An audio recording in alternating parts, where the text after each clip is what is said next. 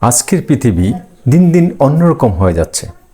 আমাদের সমাজ, রাষ্ট্র মন্দ লোকের হাতে পতিত হচ্ছে।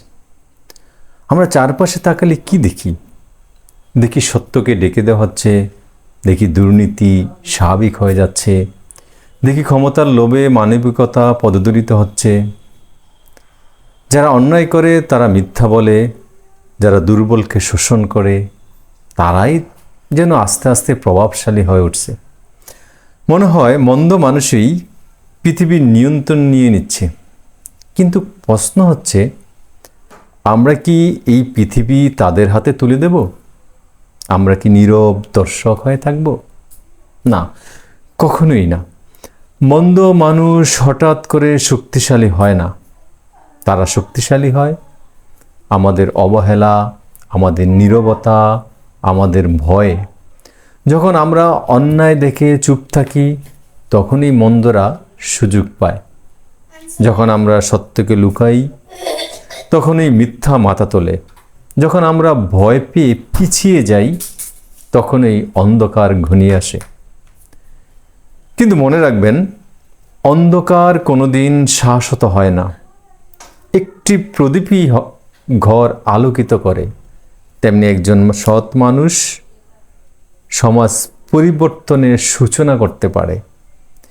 ইতিহাস সাক্ষী, এই পৃথিবীতে যতবার মন্দ মানুষের আধিপত্য বেড়েছে, ততবারই সাধারণ মানুষ সেই মন্দকে পরাজিত করেছে।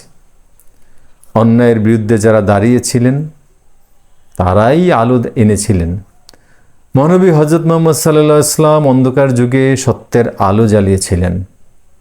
মহাত্মা গান্ধী অহিংস আন্দোলন করে দুনিয়াকে দেখিয়েছিলেন ন্যায়ের পথ।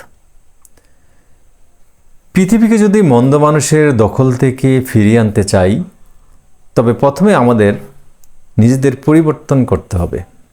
আমরা যদি সৎ হই, আমরা যদি অন্যের পক্ষে না দাঁড়াই, ন্যায়ের পক্ষে দাঁড়াই, আমরা যদি ভীত না হই, তাহলে আলো ফিরে আসবে।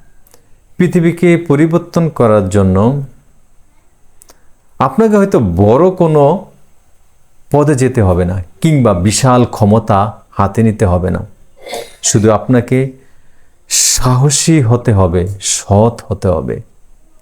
যারা অন্যায়ের বিরুদ্ধে না বলতে হবে।